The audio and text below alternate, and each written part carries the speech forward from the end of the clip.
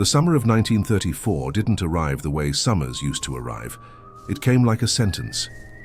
The sky over Harlan County had taken on the color of old bone, pale, dry, cracked at the edges, where the horizon met the earth. The cotton fields that old Thomas Reeves had inherited from his father, and his father before him, rose in brittle rows like soldiers who had already surrendered. The stalks were thin, the bowls empty, and the soil beneath them had turned to dust that drifted in slow, mournful clouds whenever the wind passed through. Thomas stood at the fence post on the edge of his east field every morning before dawn. It was a habit his wife Margaret used to tease him about. "You're not going to make the rain come out of that sky just by staring at it, Tom." He used to laugh back then. He didn't laugh anymore. Margaret had been gone for 3 years, taken by pneumonia the winter after the first bad harvest, and the habit remained, hollowed of its original meaning. Just a man, the darkness, and the dying land. He was 50 years old and looked it honestly. Broad shoulders that knew real work, hands marked by scars and calluses, a jaw shaped by decades of decisions made alone. His boots were cracked, his hat was sweat-stained at the brim, and somewhere in the house behind him, on the kitchen table beneath a coffee cup he hadn't washed in a week, there was a letter from the First Savings Bank of Harlan that he had read 4 times and understood completely. 60 days. That was what they had given him. 60 days to produce $740 or hand over the deed to the farm. $740 in 1934, in a county where men were selling their furniture to buy flour. But before we go any further, I need you to understand something about Thomas Reeves. He was not a man who gave up. He was not the kind who bent his knees at the first storm. There was something in him, built over decades of cold mornings, of lost crops recovered the following year, of a love for the land that went beyond money, that held firm, that stubbornly stayed upright even when everything told him to fall. And that stubbornness, that quiet fire inside a man who seemed to have lost everything, it matters. Because sometimes it isn't luck that saves a person. It's the refusal to give up before help arrives. He had tried everything reasonable men try. He had talked to his neighbor Dale Pruitt about sharing equipment costs. He had written to the county agricultural office requesting drought relief seeds. He had even, in a moment of quiet desperation, he would never admit out loud, driven 40 miles to his brother-in-law's place in Meridian to ask for a loan. The brother-in-law offered sympathy and a glass of iced tea, and nothing more. Thomas drove home in silence, windows open against the heat, watching the brown, flat land go by, wondering what his father would think of him. His daughter Clara was 17 and already carried herself like someone bracing for the worst. She helped without being asked. She kept the accounts in neat handwriting and never mentioned the numbers.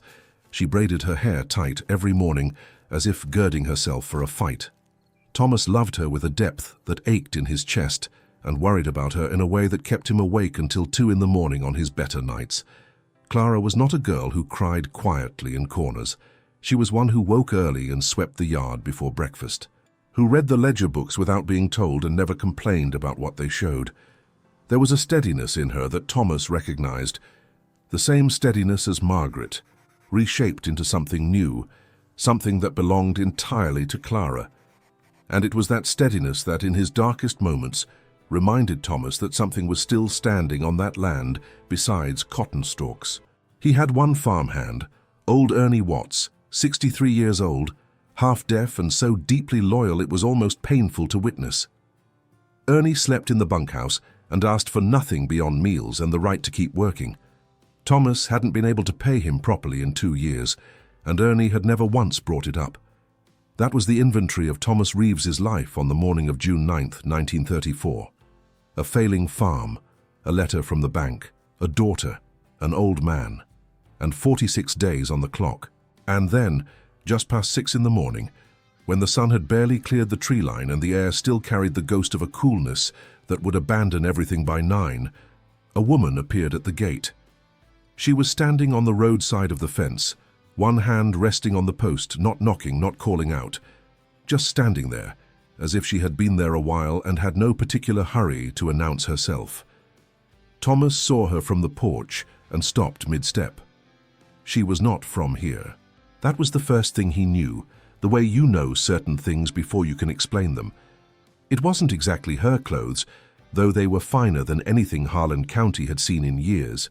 A pale linen dress, fitted at the waist, a leather satchel over one shoulder, low ankle boots that had seen road dust but started the journey clean. It wasn't her face, though her face was the kind that made you look again, and then feel vaguely foolish for having looked. It was something in the way she held herself, quiet but not rigid, alert but not nervous, like someone who had assessed many situations and found most of them manageable. She was perhaps 35, dark hair pinned up simply, eyes that were some mixture of grey and green Thomas couldn't resolve from the porch, and she was looking directly at him with an expression that was neither smile nor frown, but something quietly, deliberately patient. Thomas came down the porch steps and crossed the yard. "Morning," he said. "Morning," she said. Her voice was clear. Southern, but not local. Maybe Georgia, maybe farther. "I saw your fence post by the road, the one with the rope tied to it." Thomas had tied a rope to that post 2 weeks ago to mark where the irrigation pipe had cracked under the earth. He had not thought of it as a signal. "I'm looking for work," she said simply. "Farm work, if you have it." He almost laughed. Not unkindly, just from the surprise. Women looked for work in 1934, certainly, but not women like this, standing at a gate as though they owned the road they'd come down. "What kind of farm work?" he asked. "Whatever kind needs doing," she said. "I'm not particular about the labor, I am particular about the conditions." "I can't pay much," he said. It seemed important to say clearly. "I'm not asking for much," she said. "Room and board, fair treatment, and I'd like to see your land before I say what I think I can do." Thomas looked at her for a long moment. She looked back. A hawk crossed the sky behind her, and she didn't raise her eyes. "Name?" he asked. "Nora," she said. "Nora Calloway." He opened the gate. Clara watched from the kitchen window as her father walked with the woman across the yard toward the east field. She had watched her father talk with farmhands before, that way he had of leaning forward, the nod, the gesture pointing at this and that. This was different. He was listening more than talking. Clara set down the plate she was drying. Ernie, eating breakfast at the far end of the table, didn't look up. "Who's that?" he asked. "Don't know yet," said Clara. "Trouble?" "Too early to say." Ernie grunted and went back to his eggs. There was something Clara noticed in that moment that she would never be able to properly explain, not the woman herself, nor the way her father walked beside her. It was her father's posture. For the past 2 years, Thomas Reeves had walked like a man carrying an invisible weight on his back. Shoulders bowed not from the fatigue of labor, but from the burden of seeing no way out. But now, crossing the yard with that stranger, something was different. A slight lifting of the head, a stride that had more intention than mere obligation. Clara said nothing, but she stayed at the window a good while longer. Nora crouched at the edge of the east field and picked up a handful of soil. She turned it over in her palm, pressed it between 2 fingers, held it briefly to her nose. Then she stood and looked west, across the dying cotton, toward the tree line, where Thomas said the creek had dried up in April. "How deep is your well?" she asked. 30 feet, falls to 22 in August. "Do you have any land that hasn't been planted in the last 3 years?" Thomas pointed north. 5 acres past the barn. I cleared it but never put anything in." She nodded slowly, still looking at the soil in her hand. "Your cotton's done for this season," she said. "It wasn't delivered as bad news. It was delivered as a starting point. But you have something your neighbors don't." "What's that?" She held up the handful of soil. "Caliche beneath your topsoil, about 8 inches down. It's retaining moisture you didn't know was there." Thomas stared at her. "Where'd you learn that?" She let the soil sift through her fingers. "My father was a soil chemist," she said. "I grew up reading land the way other girls read novels." She turned to face him then, and for the first time something close to a smile touched the corners of her mouth. "If you let me work those 5 acres, and if we can redirect the runoff from your barn roof, I think I can get a sorghum crop in by September. It won't save your farm on its own, but it'll be something real to put in front of the bank." Thomas was quiet for a moment. The morning sun was climbing now, pressing heat into the backs of their necks. "Why?" he finally asked, not suspiciously, genuinely curious. "Why this farm? Why my gate?" She looked at him steadily. "Because the rope was there," she said, "and sometimes that's enough. And here, I need to pause the story for a moment, because what Nora said in that dead cotton field is something I don't want you to move past too quickly, because the rope was there, and sometimes that's enough. How many times in your life have you walked past someone who needed you, and there was no sign, no shouted plea, no obvious indication, but there was something small, almost invisible, that said, 'Here,' and you didn't stop, and you wondered about it later. Nora was the kind of person who stopped, not out of pity, not out of debt, but because she had learned to read the signs most people choose not to see. And Thomas had tied that rope without knowing he was sending a signal. There was something deeply human in that. Sometimes we ask for help without knowing we're asking. Sometimes our resistance, our stubborn insistence on marking the problems rather than walking away from them, is exactly what draws the right person to our gate. Don't forget that. Now stay with the story. She moved into the spare room that had been a storage space since Margaret's death. Clara cleaned it out without complaint and found an old quilt in the trunk under the stairs. Ernie regarded Nora with the particular suspicion of old men who have been surprised by life before. But he was polite. He was always polite. The first week was work. Pure, unromantic, necessary work. Nora woke before Thomas. She ate little, moved quickly, asked for very little. She picked up tools without ceremony and returned them clean. She walked the property systematically, making notes in a small leather notebook she kept in her satchel. She tested soil in 4 locations. She measured the barn roof's runoff with a piece of twine. She said little at meals, and what she said was useful. Thomas watched her with the quiet attention of a man who had learned that the most important things are usually shown rather than told. By the end of the first week, she had drawn a map of the property on a piece of butcher paper and laid it on the kitchen table after supper. She walked them through it, Thomas, Clara, Ernie, pointing with one finger, explaining the water capture plan, the crop rotation logic, the timeline. Clara asked 3 sharp questions. Nora answered all 3 without condescension. Ernie nodded throughout and said at regular intervals, which was his version of approval. Thomas looked at the map for a long time after she went to bed. Then he folded it carefully and put it in the kitchen drawer beneath the bank letter. There was something symbolic in that gesture that Thomas perhaps hadn't consciously registered. He had placed her plan on top of the bank's threat, not beside it, on top. As if in folding that paper, he was quietly saying, "This here is bigger than that." Work on the 5 north acres began in the second week. It was harder than it looked. The soil had hardened into a crust that resisted the plow, and the summer heat was relentless, a hot, white, pressing thing that sat on your shoulders from 10 in the morning until 6 at night. Nora worked in a wide-brimmed hat and didn't stop for the heat. Thomas worked beside her. Ernie worked half days because his back wouldn't allow more. Clara brought water every 2 hours with a regularity that felt like love expressed as action. They didn't talk much while they worked. But there is a particular ease that develops between people who labor side by side without complaint, and Thomas felt it beginning. A quiet that wasn't empty, a shared rhythm that asked nothing and offered something he had no name for. One Thursday afternoon in the middle of the second week, Thomas was driving stakes along the perimeter of the 5 acres when the hoe slipped and tore open the palm of his right hand. It wasn't serious, but it bled well. He was about to wrap his handkerchief around it when Nora appeared beside him with a strip of clean cloth she had torn from something, without fuss, without drama. "Let me see it," she said. He held out his hand. She wrapped it efficiently, but not coldly. There was a care in her that was unlike anything he had received in the past 3 years, not the attentiveness of someone trying to please. It was the attention of someone who simply cared about what was in front of her. "Thank you," he said. "Keep working," she said, and went back to her row of earth. But Thomas stood still for a moment, looking at the wrapped hand, and felt something he couldn't quite describe. Not exactly gratitude, more like remembrance. the remembrance of what it was like to have someone alongside.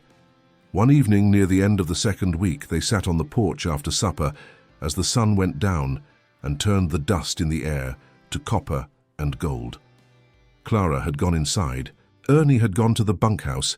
It was just the two of them and the darkening cool. "You don't have to tell me anything," Thomas said after a while. "Where you came from? What brought you out here?" "I know," she said. "Just saying." She was quiet for a moment, watching the last light fade. "I had a farm," she finally said, "in Georgia. My husband and I. We lost it 2 years ago. He didn't take it well." Thomas said nothing. "He's not in the story anymore," she said. Not bitterly, plainly. "And I've been moving, finding work where I can, learning what I can learn. You've been doing this, going farm to farm?" "3 farms before yours," she said. "Helped where I could and moved on when it was time." "What made the time right?" She glanced at him sideways, and there was something in it, something ironic and self-aware. "Usually when I'd done what I came to do." Thomas looked out at the dark fields. "How will you know when that is here?" She didn't answer right away. When she did, her voice was lower. "I'm not sure yet," she said. "This one's different." "How so?" "I went to a place to help and found out I needed help too." There was a silence then. Not uncomfortable. The kind of silence that happens between people when words fall smaller than what's being felt. Thomas looked at the stars beginning to appear, one by one, as if the sky were opening slowly. And he wondered, for the first time in a very long time, what might happen if he stopped looking only at what was missing and started looking at what was still there. The sorghum went in the ground on July 2nd. All of them planted together. Thomas, Nora, Clara, Ernie, working in rows from dawn until past midday. It was backbreaking, tedious, and strangely joyful, the way necessary shared labor sometimes is. Clara sang while she worked, old hymns she'd learned from her mother, and nobody told her to stop.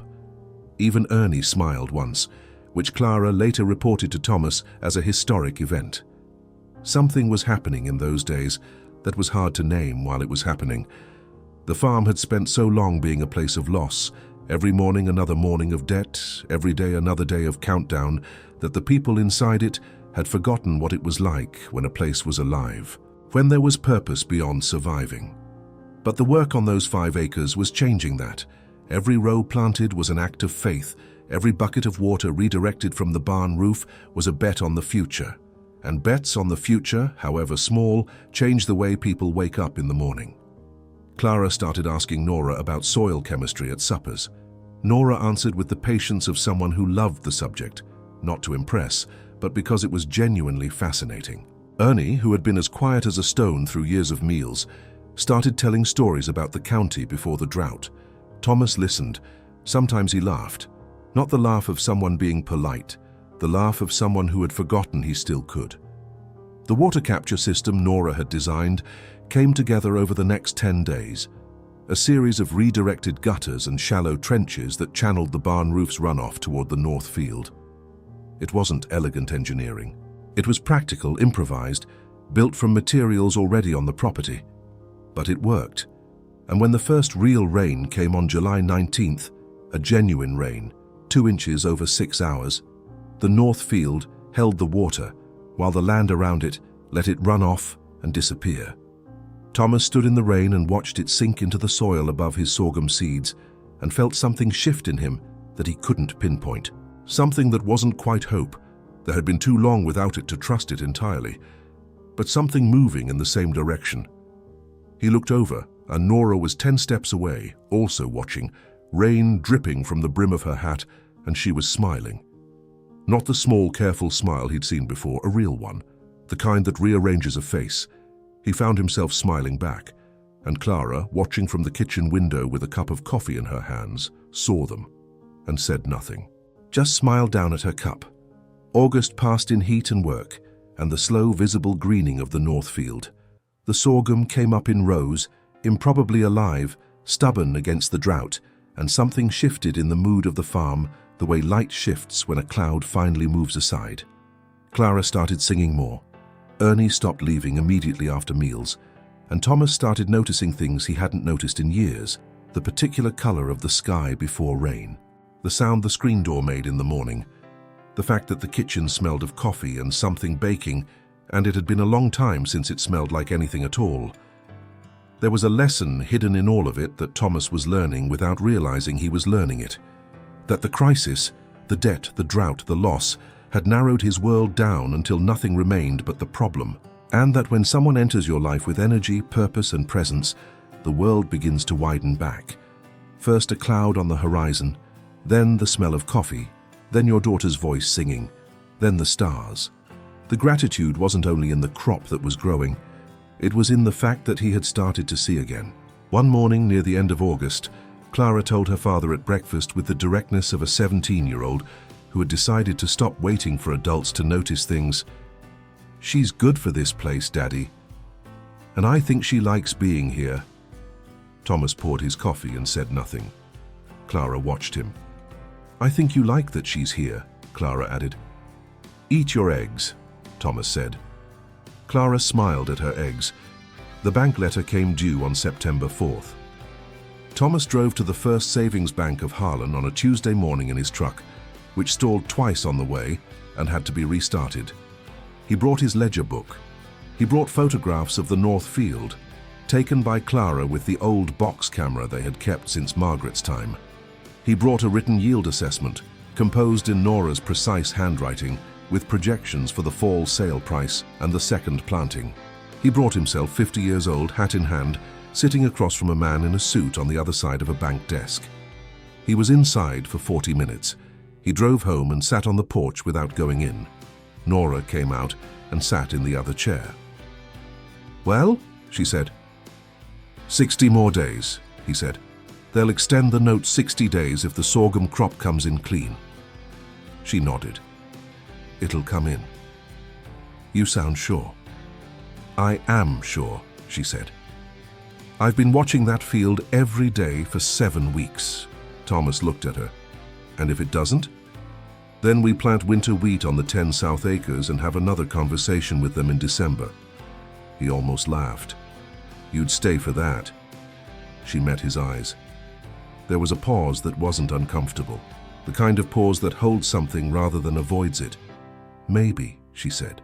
Thomas looked out at the farm before them, the north field with its sorghum, the barn with its redesigned gutters, the fence post with the rope still tied to it by the road. "Nora," he said. "Yes, I'm glad you stopped." She was quiet for a moment. "So am I," she said finally. "It doesn't always go like this." "Like what?" "Where you go somewhere to help and find out you needed help too." Thomas turned to look at her, and there was something in that look, something that was more question than statement, more opening than certainty. She didn't look away. The sun was going down over the farm. Somewhere in the field a bird called once and went quiet. The sorghum harvest came on September 23rd. It wasn't a miracle crop. This was not a story about miracles. It was a decent, solid, real harvest from 5 acres of redirected effort and applied knowledge. And it sold for enough to cover 4 months of interest on the banknote and give Thomas the footing to negotiate a restructured payment plan. It wasn't salvation. It was ground, something to stand on while you figured out the next step. On the day of the harvest, the whole county seemed to know before it was finished. Dale Pruitt showed up and leaned on the fence and watched with a look that was equal parts admiration and embarrassment. Old Ernie cried briefly and privately in the barn, where he thought no one could see him. Clara documented every bale with the camera and announced she was sending a photograph to the county newspaper. And Nora stood at the edge of the field and watched the work she had made possible become real. And there was something in her face, not triumph, not exactly relief, but the particular satisfaction of someone who had bet on the right thing and watched it come through. Thomas walked over to her when the last bale was loaded. "I don't know how to thank you," he said. "You hired me," she said. "That was enough." "It wasn't just the crop," he said quietly. She looked at him. He held her gaze this time, the way a man looks at someone when he's done pretending he doesn't feel anything. "I know," she said softly. "There is one last thing I want to say before I close this story. Thomas Reeves was not saved by a miracle. He was not saved by a check that appeared out of nowhere, nor by a rainstorm that suddenly returned, nor by a stroke of luck that wiped out all the debt. He was saved, partially, slowly, imperfectly, by a combination of things that rarely show up in stories because they're not spectacular enough. He was saved because he didn't give up before help arrived. He was saved because a woman taught by her father to read, the earth stopped at a gate and saw a rope tied to a post. He was saved because his 17-year-old daughter brought water every 2 hours with a regularity that was love. He was saved because a 63-year-old man who hadn't been paid properly in 2 years showed up every single day. And he was saved because in a moment of humility that cost him everything he had, he opened the gate to someone he didn't know. Life rarely gives us what we need in the form of a ready-made solution. It gives us rope tied to a post. It gives us Noras appearing on dusty roads. It gives us harvests that aren't miracles, but are enough to buy more time. And sometimes more time is all you need. The wind moved through the empty field. Somewhere across the county the dust still blew. The banknote was still real. The road ahead was still long, uncertain and hard. But the gate was open, and the stranger who had appeared at it had, somewhere along the way, stopped being a stranger. And if Thomas Reeves stood a little closer to her as the sun went down over the rest of the harvest, and if Nora Calloway didn't step away, well, some things in 1934 didn't need to be said to be understood. The farm still had debt, but it was alive, and so, for the first time in a long time, was the man who owned it. If you followed Thomas and Nora from that dusty gate all the way to that harvest field, you clearly have excellent taste. Now do us a favor and hit that subscribe button, because next time we're telling the story of a woman who walked into a courthouse in 1931 with nothing but a ledger book and walked out owning half a county. You don't want to miss that one.